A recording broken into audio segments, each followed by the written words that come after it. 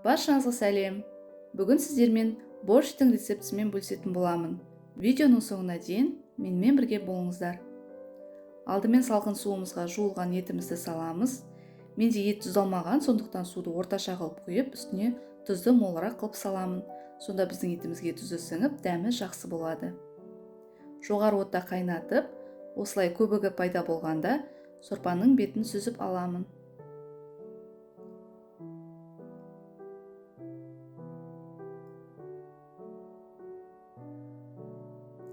Содан соң қазанның қақпағын жауып, етімізді піскенше жай отта қайнатамыз. Енді көкөністерімізді турауға кірісемін. Орам жапырақты турап аламын.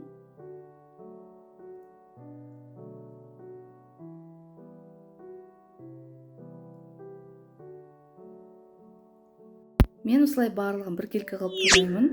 Сіздер өздеріңіздің қалағандарыңыздай турасаңыздар болады.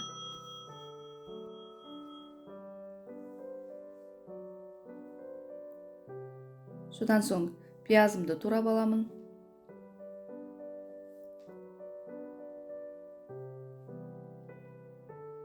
Енді қуыруға арналған көкөністерді тураймын. Алдымен пиязымды, содан соң сарымсақ, сәбізді, картопты, қызылшаны турап аламын.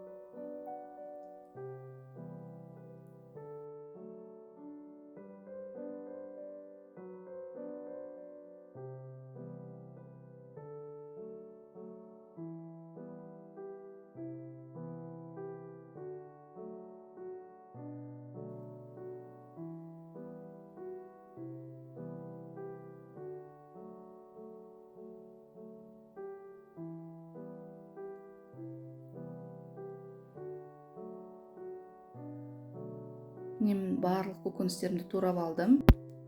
Табамызға кішкене май құйып, орташа отта қызғанша ұстаймыз. Үстіне жуа салып, қызарғанша қуырамыз. Сарымсақ салып кішкене 1 минуттай қуырамыз.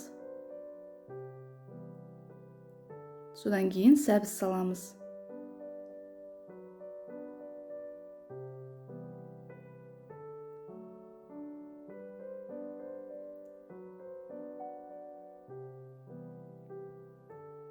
Енді қызылша салып 5 минуттай қуырып аламыз.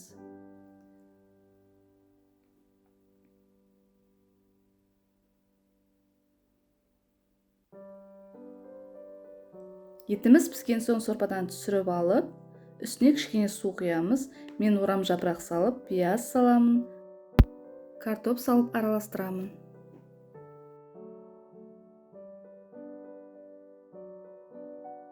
Сорпа кішкене қайнай бастағанда үстіне күріш салып араластырамын.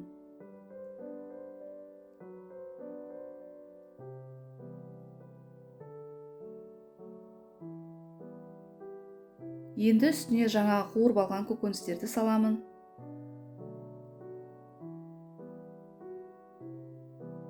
Жақсылап араластырып, қақпағын жауып, піскенін күтеміз.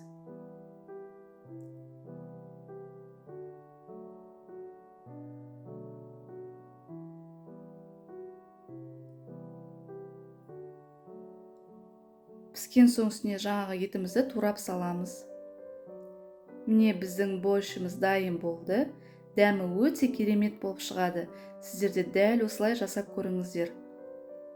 Егер де видео ұнаған болса, лайк басып, комментарий қалдырып кетуді ұмытпаңыздар. Міндетті түрде подписка жасап кетіңіздер. Келесі кездескенше сау болыңыздар.